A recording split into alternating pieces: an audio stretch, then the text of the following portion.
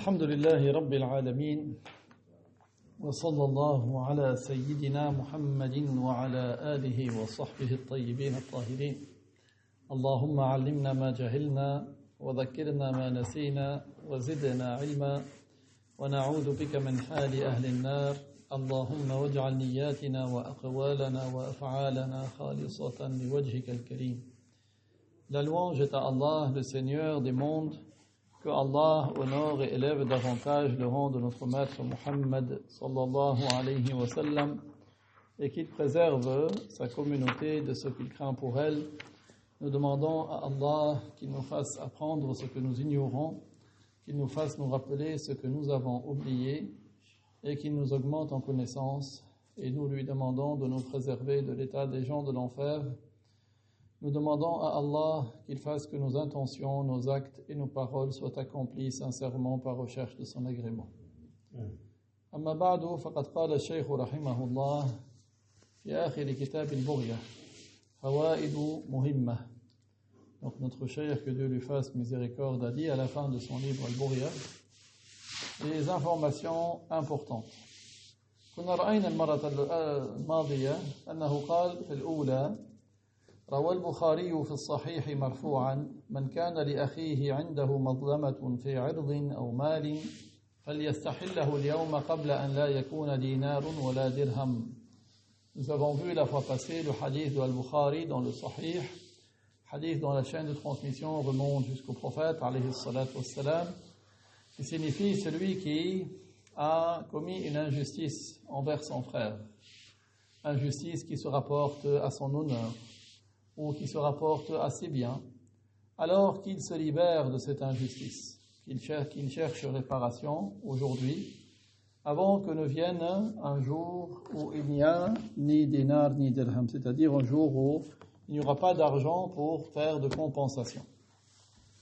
قال معنى هذا الحديث أن من كان لأخيه المسلم عنده مظلمة في عرض أو مال كأن سبه أو أكل له ماله بغير حق فليبرئ ذمته اليوم قبل يوم القيامة. Ça veut dire, donc le sens de ce hadith est que si quelqu'un a commis une injustice envers son frère musulman, une injustice concernant son honneur, il a insulté son honneur par exemple, il a entaché son honneur, ou concernant ses biens, il lui a pris des choses qu'il ne devait pas lui prendre, comme s'il avait insulté ou comme s'il avait consommé ses biens injustement, alors qu'il se décharge de cela aujourd'hui, c'est-à-dire dans ce bas monde, avant de mourir, avant le jour du jugement. لأنه إن لم يبرئ ذمته في الدنيا قبل الآخرة لا ترد عنه الدراهم ولا الدنانير شيئا. Parce que s'il ne se décharge pas de cette injustice dans le bas monde, avant l'au-delà, ni les dirhams ce sont des pièces d'argent, ni les dinars, les pièces d'or, ne pourront le libérer de cela, ne pourront le protéger de la punition du jour du jugement. فإن مات ولم يبرئ ذمته من هذه المظلمة فإن كان له حسنات أخذ صاحب الحق من حسناته بقدر مظلمته.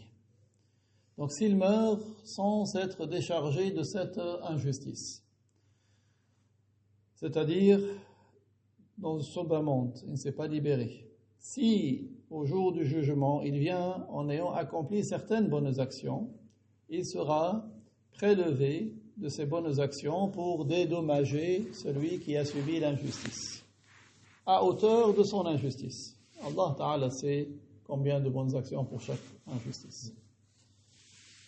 وإن لم تكفي حسناته لذلك أخذ من سيئات المظلوم فحملت على الظالم. Si les bonnes actions de l'injuste n'ont pas été suffisantes pour dédommager tous ceux avec qui il a été injuste, il sera prélevé des mauvaises actions de celui qui a subi l'injustice qui seront imputées au compte de l'injuste. ثم إن كان الحق الذي عليه قصاصا مكن المستحق من استيفائه منه. Si par ailleurs le droit en question qu'il a pris injustement, c'est-à-dire l'injustice qu'il a commise, entraînait l'application de la loi du talion, alors il va se mettre à disposition de celui avec qui il a été injuste. Il se met à disposition de celui qui a subi son injustice.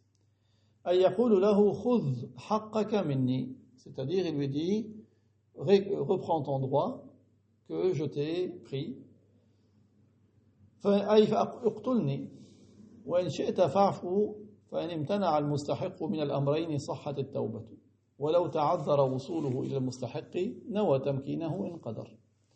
Donc, dans le cas où, qu'est-ce que ça veut dire? Il se met à disposition de celui avec qui il a été injuste, c'est-à-dire il lui dit, récupère ton droit, c'est-à-dire exécute-moi, si c'était un homicide qu'il a commis, donc il se met à disposition des héritiers, et il leur dit, si vous voulez, donc vous m'exécutez, si vous voulez, vous m'excusez. Si celui qui, l'ayant droit,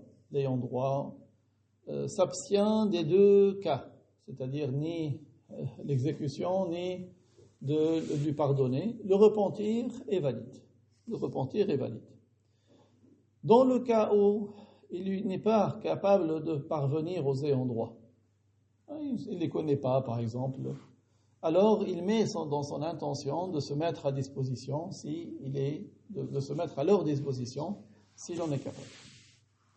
قال وروى ابن حبان أن رسول الله صلى الله عليه وسلم قال لصحابي يقال له أبو جري سليم بن جابر ولا تسبن أحدا فإن عيرك أحد بما يعلم فيك فلا تعيره بما تعلم فيه. Donc, Ibn Hibban a rapporté que le messager de Allah, sallallahu alayhi wa sallam, a dit à un compagnon qui s'appelait Abu Juray, Sulaym, fils de Jabir.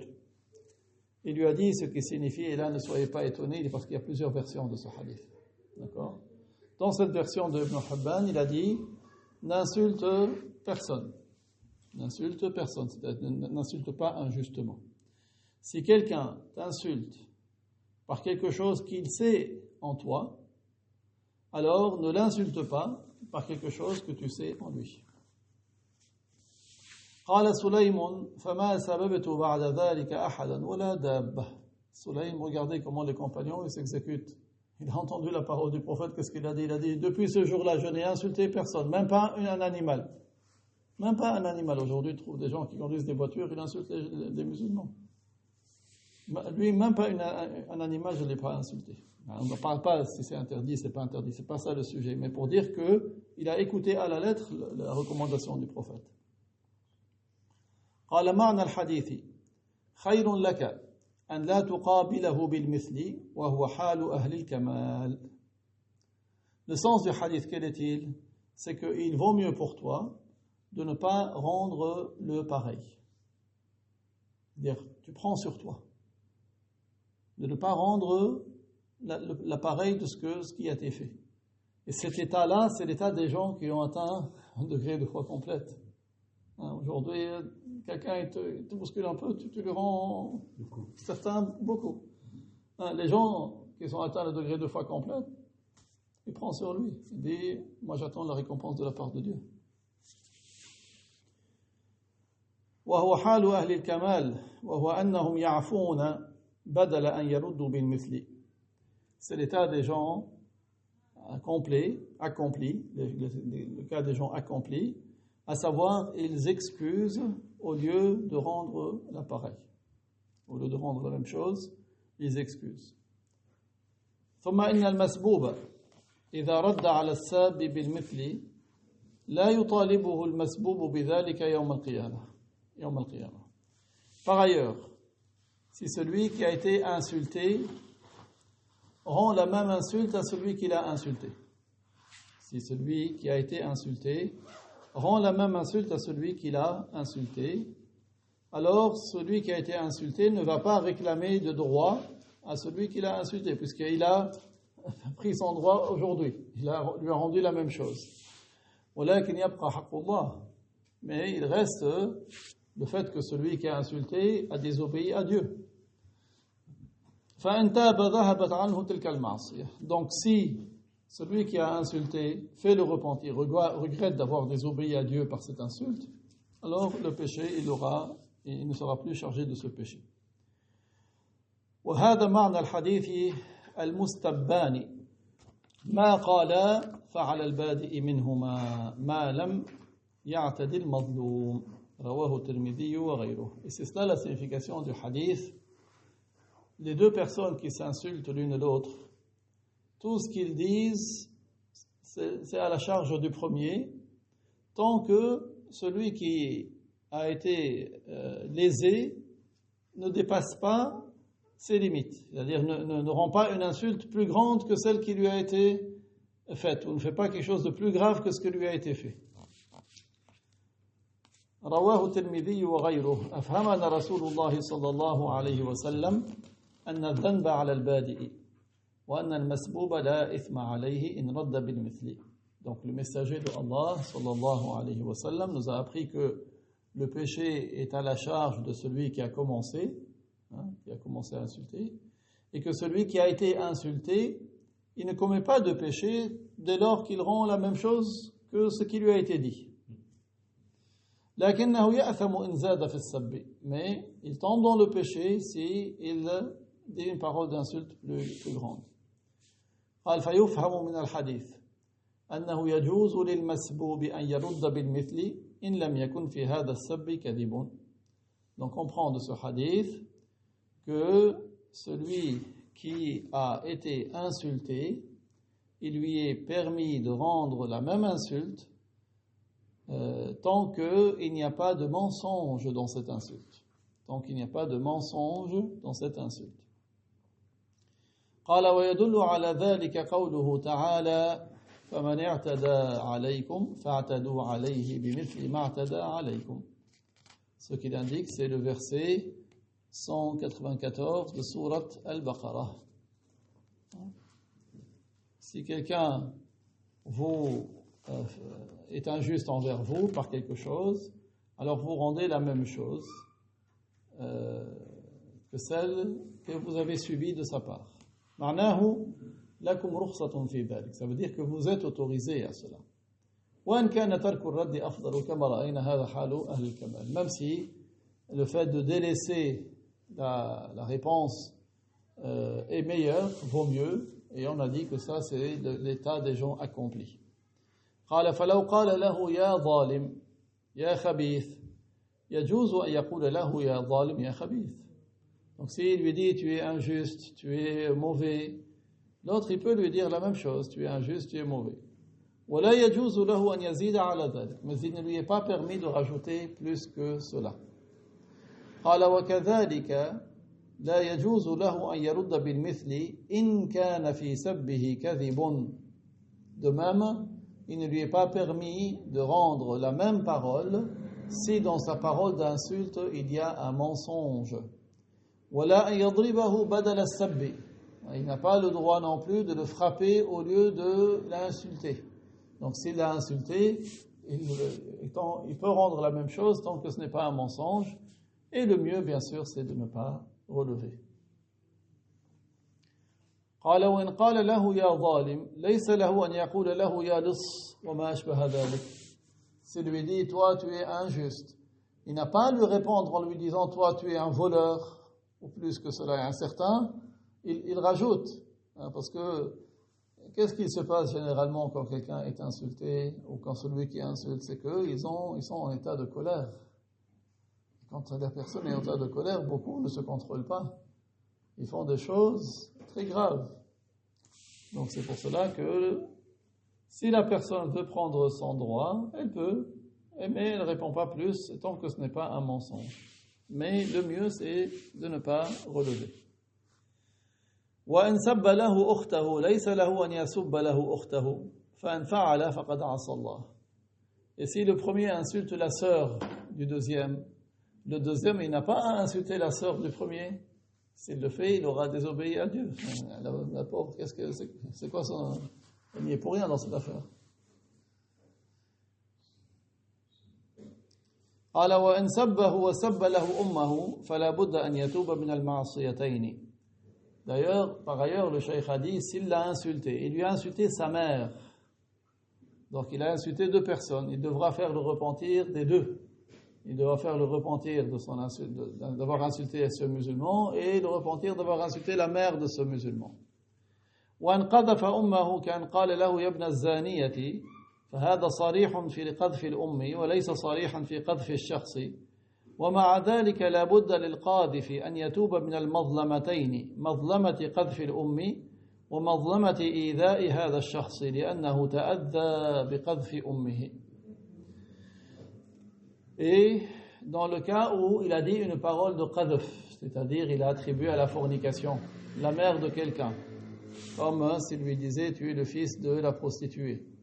Ceci est une parole explicite dans l'attribution de la parole de qadf à la mère, mais ce n'est pas explicite pour l'attribution de la parole de qadf à la personne elle-même.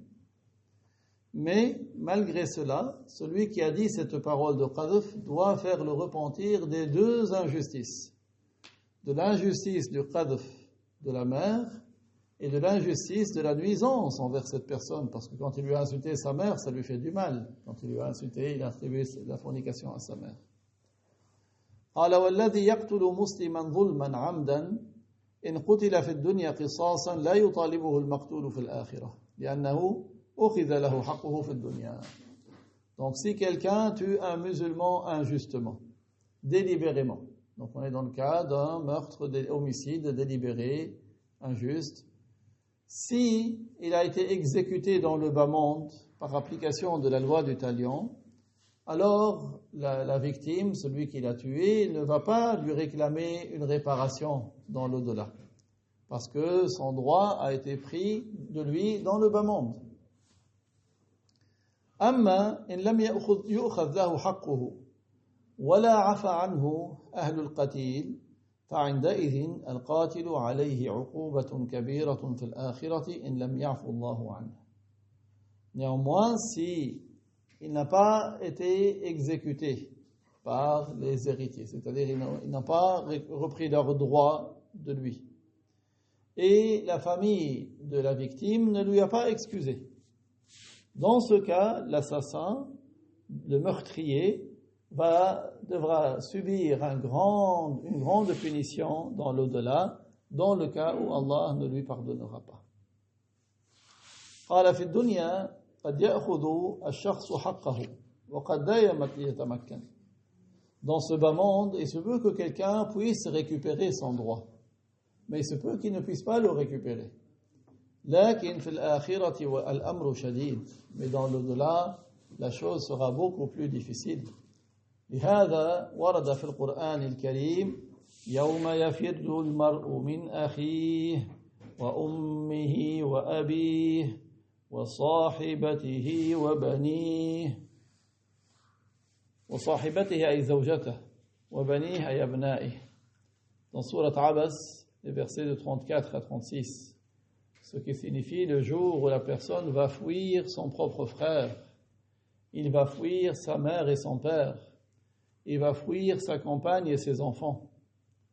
فإن كان ظلم يفر منهم يوم القيامة لأنه يعرف أن ذلك اليوم يوم عقاب وقصاص لكن إلى أين المفر. S'il a été injuste envers eux, au jour du jugement, il va les fuir.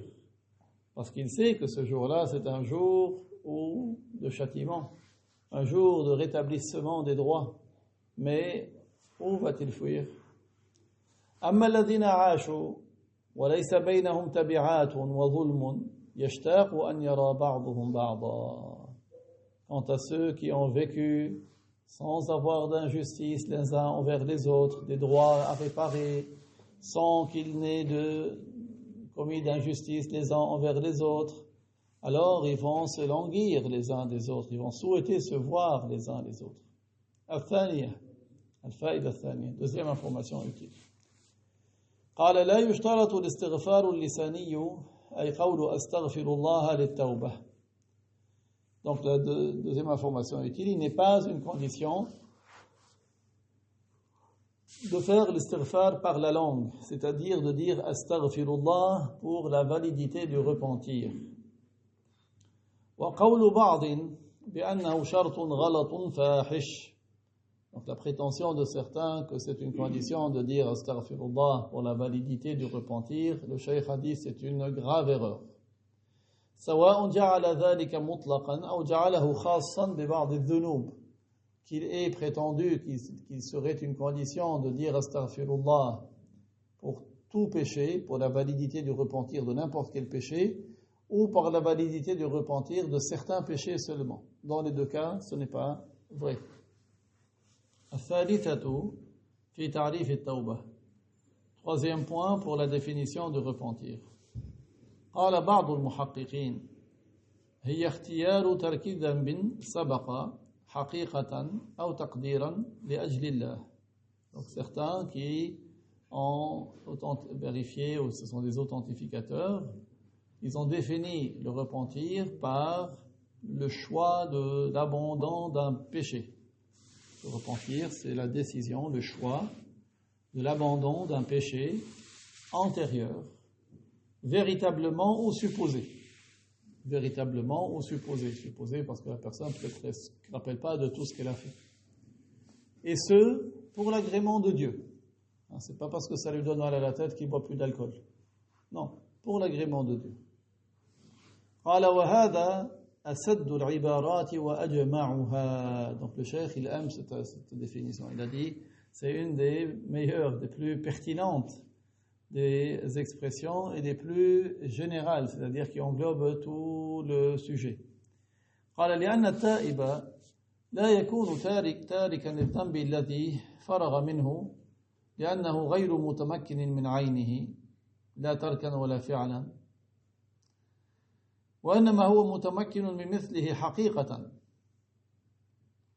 Donc ici, parce qu'il explique, celui qui fait le repentir, il ne délaisse pas le repentir qu'il a d'un péché qu'il a déjà fait, parce qu'il n'est pas capable de le refaire lui-même, ni en le délaissant, ni en le faisant. Si quelqu'un il a volé l'argent d'une personne, on va donner un cas qui est morte. Il fait le repentir, c'est pas parce qu'il peut pas voler à nouveau cette même personne qui est morte. D'accord, c'est pas parce qu'il peut pas ni pour le refaire ni pour le délaisser. قال وإنما هو متمكن من مثله حقيقة, mais en réalité il est capable, il a la capacité de refaire le même péché, de voler quelqu'un d'autre par exemple. وكذا من لم يقع منه ذنب إنما يصح منه اتقاء ما يمكن أن يقع لا ترك مثل ما وقع. Et de même, celui qui n'a pas commis le péché, il est possible qu'il se protège de ce dont il est possible de commettre, non de ce qui déjà eu lieu par le passé. فيكون متقيا لا تائبا. Celui-là, c'est quelqu'un qui essaie de faire preuve de piété et non pas de se repentir, puisqu'il n'a pas commis quelque chose, mais il se préserve de commettre quelque chose. قال والباعث على هذا تنبيه إلهي لمن أراد سعادته لقبح الذنب وضرره. Il a dit le motif de se repentir, c'est quoi? Qu'est-ce qui motive la personne? C'est parce que c'est un avertissement de la part de Dieu, un avertissement divin pour celui qui veut sa félicité en raison de la laideur du péché et de la nuisance des conséquences du péché. لأنه سم مهلك يفوت على الإنسان سعادة الدنيا والآخرة. Parce que le péché est un poison mortel qui fait manquer à la personne le bonheur dans la vie du bas monde et dans l'au-delà. ويحجبه من خشية الله تعالى في الدنيا وعن تقريبه في الآخرة. Et c'est également un voile, c'est un écran. Le péché est un écran, un voile qui l'empêche d'éprouver la crainte de Dieu dans le bas monde et qui l'empêche de gagner l'agrément de Dieu dans l'au-delà. قال ومن تفقد نفسه وجدها مشحونة بهذا السم. Celui qui inspecte sa propre âme, il trouve qu'elle est chargée de ce poison. L'âme, elle est pleine de tentations, pleine de désir de commettre les interdits. فإذا وفق انبعث منه خوفه هجوم الهلاك عليه. Donc si Allah lui accorde la réussite pour mater son âme, alors il va jaillir de son âme une crainte, la crainte de la survenue de ce qui mène à sa perte. Donc il craint de tomber dans ce qui va le mener à sa perte, parce que commettre le péché est quelque chose qui va le mener à sa perte. فيبادر بطلب ما يدفع به عن نفسه ضرر ذلك. Donc il va rechercher ce qui va lui permettre de repousser de lui cette envie, le passage à l'acte pour commettre le péché. فحينئذ ينبعث منه الندم على ما سبق والعزم على ترك العود إليه. C'est ainsi qu'il aura le regret pour avoir commis ce qui a déjà eu lieu par le passé et la ferme volonté pour délaisser la récidive, de ne pas y revenir une deuxième fois. قال الفائدة الرابعة, la quatrième information utile, أن من المسائل المجمع عليها أن الصبي إذا جنى جناية لا يكلف الأب الغرامة. Donc quatrième information utile, parmi les questions qui font l'objet du consensus, de l'ijma', de l'unanimité, c'est que si un enfant a commis un crime, a commis quelque chose envers quelqu'un, donc il a cassé la vitre des voisins, il a volé la voiture, il a fait quelque chose, un enfant ici, c'est-à-dire qu'il n'est pas pubère, alors le père n'est pas chargé du dédommagement. Ça, c'est selon toutes les écoles. Toutes les écoles. Il n'y a pas de divergence là-dessus. Ce n'est pas le père qui est chargé des bêtises que fait son fils en termes de dédommagement. On parle bien de dédommagement. قال وكذلك إذا جرح الصبي غيره أو أتلف مال غيره. Même chose si l'enfant a blessé quelqu'un d'autre ou s'il a détruit les biens de quelqu'un, ce n'est pas au père de dédommager. لكن إن كان للولد مال وليه يدفع من ماله قيمة ما أتلف. Mais si l'enfant possède des biens, alors c'est son père, son tuteur, qui va dédommager à partir des biens de l'enfant. Quelqu'un pourrait dire, mais comment un enfant il va avoir de l'argent? Bon, peut-être qu'il travaille, peut-être qu'il a fait un héritage. Il a eu un héritage. Quelqu'un lui a donné, troisième possibilité. Il y a beaucoup de possibilités. قال أما إن لم يكن له مال ينتظر حتى يصير له مال فيؤخذ من ماله أو يبلغ فيعمل فيؤخذ من ماله. Donc si l'enfant ne possède pas de biens, alors on attend jusqu'à ce qu'il possède des biens. Il sera alors prélevé de ses biens pour dédommager, ou qu'il atteigne la puberté, qu'il se mette à travailler pour prendre de l'argent de ce qu'il va gagner, pour dédommager.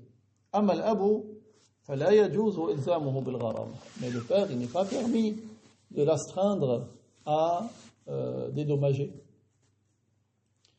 الفائدة الخامسة أن العامل الذي يعمل لغيره في الحفر أو البناء أو غير ذلك إذا هلك أثناء عمله فمات لا يكلف صاحب العمل بشيء من الغرامة.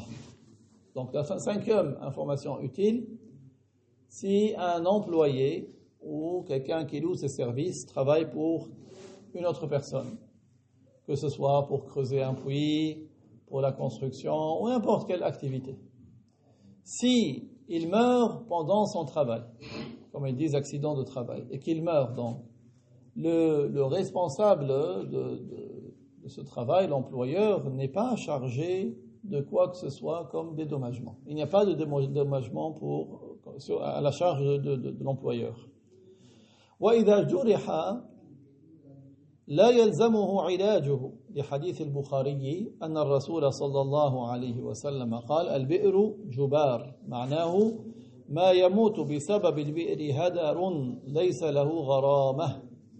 Et si il est blessé pendant cette activité professionnelle, l'employeur ne doit pas couvrir les frais pour le soigner, des soins. Il n'est pas chargé des soins. En raison du hadith de Al-Bukhari, que le messager de Allah sallallahu alayhi wa sallam a dit, ce qui signifie que celui qui meurt à cause d'un puits, c'est-à-dire il travaille pour creuser le puits et il est mort. Donc il n'y a pas de dédommagement pour sa mort. الفائدة السادسة أن من آذى طفلا وكان إذا طلب منه المسامحة لا يفهم معنى المسامحة ينتظر حتى يفهم معنى المسامحة ثم يستسمحه. Donc, sixième information utile, c'est que celui qui a nui à un enfant par une parole ou par un acte, et que si il demandait à l'enfant de l'excuser, l'enfant ne va pas comprendre qu'est-ce que ça veut dire de m'excuser. Il attend jusqu'à ce que l'enfant comprenne le sens de excuser, puis il lui demande de l'excuser. تنبيه قال من البدع القبيحة قول بعض الناس للطفل الذي أساء الأدب بوس التوبة. هذا لعله في بعض البلاد أنا لا أعرفه. اسمعوها أنتم عندكم في المغرب لا. Donc avertissement utile. Parmi les mauvaises innovations, le cheikh il a dit les mauvaises innovations, les innovations laides. Certaines personnes qui disent à un enfant qui s'est mal comporté, embrasse le repentir. Et c'est probablement une parole qui est dite dans certains pays, mais là, dans cette assemblée, je pense qu'on n'a pas entendu ça. En tout cas, Yanis, c'est pas une bonne chose. الفائدة السابعة قال أن العبد مهما أذنب ثم تاب يغفر الله له ولو أذنب 100 مرة أو أكثر. Septième information utile, l'esclave, quel que soit le péché, le nombre de péchés qu'il fait et les repentirs avec lesquels il le fait suivre, Allah lui pardonne, même s'il a commis 100 fois le péché ou plus. فقد روى الحاكم بإسناد صحيح من حديث عقبة بن عامر رضي الله عنه أن رجلا قال يا رسول الله أحدنا يذنب الذنب قال يكتب عليه قال ثم يستغفر ويتوب قال يغفر له ويتاب عليه. Al-Hakim a rapporté avec une chaîne de transmission authentique du hadith de Uqba, fils de Amir, que Dieu l'agrée, qu'un homme a dit: ô messager de Allah sallallahu alayhi wa sallam, il arrive que l'un d'entre nous commette un péché. Alors le prophète lui a dit ce que signifie: le péché lui sera inscrit, c'est-à-dire sur ce livre de ses œuvres. Et le compagnon a dit, puis il fait le demande de pardon et il fait le repentir. Le prophète lui a dit ce que signifie: il lui sera pardonné et son repentir sera accepté. Le compagnon a dit, mais il arrive qu'il récidive et qu'il tombe à nouveau dans le péché. Le prophète lui a dit ce que signifie: ça lui sera inscrit à nouveau. Le compagnon a dit, mais il fait l'istighfar et la tawbah à nouveau.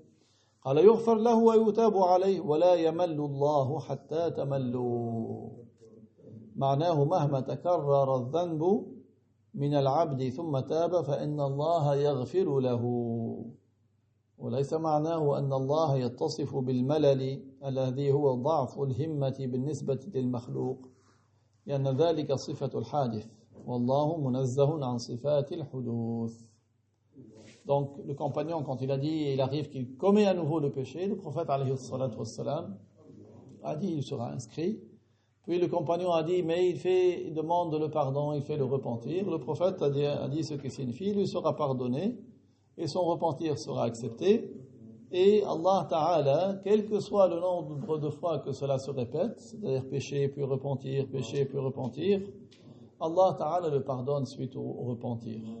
Cela ne veut pas dire que Allah, parce que la phrase en arabe comporte le verbe, si quelqu'un le dit au sens apparent, il va dire que Allah ne s'ennuie pas, ne se lasse pas jusqu'à ce que vous vous lassiez. Mais ça ne veut pas dire que Allah il peut être qualifié par la lassitude et l'ennui.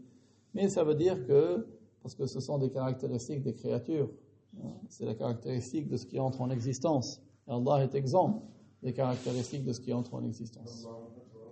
قال الفائدة الثامنة قوله تعالى إلا من تاب وآمن وعمل عملا صالحا فأولئك يبدل الله سيئاتهم حسنات وكان الله غفورا رحيما أي يوفقهم للمحاسن بعد القبائح يبدل سيئاتهم حسنات أي يوفقهم للمحاسن بعد القبائح أو يمحوها بالتوبة.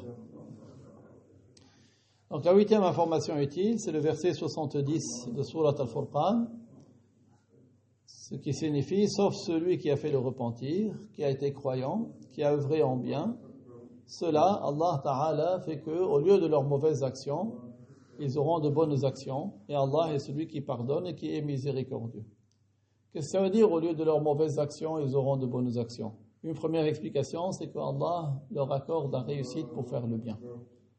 Allah leur accorde la réussite pour faire le bien. Après avoir fait les choses laides, ils vont faire les choses bonnes.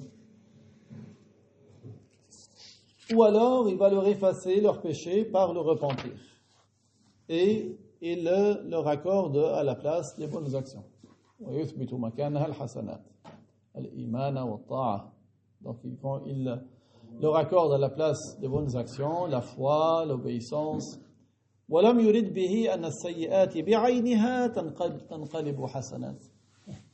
Le prophète, alayhi salatu wassalam, n'a pas visé par là que les mauvaises actions, par exemple, il a 1 million de mauvaises actions, alors elles vont devenir 1 million de bonnes actions. Non, c'est pas ça le verset. قال وأما ما رواه البزار في مسنده عن أبي الطويل شطب الممدود رضي الله عنه أنه أتى النبي صلى الله عليه وسلم فقال رأيت رجلا عمل الذنوب كلها فلم يترك منها شيئا وهو مع ذلك لم يترك حاجة ولا داجة إلا أتاها. الحاجة هي الصغيرة والداجة هي الكبيرة. فهل لذلك من توبة؟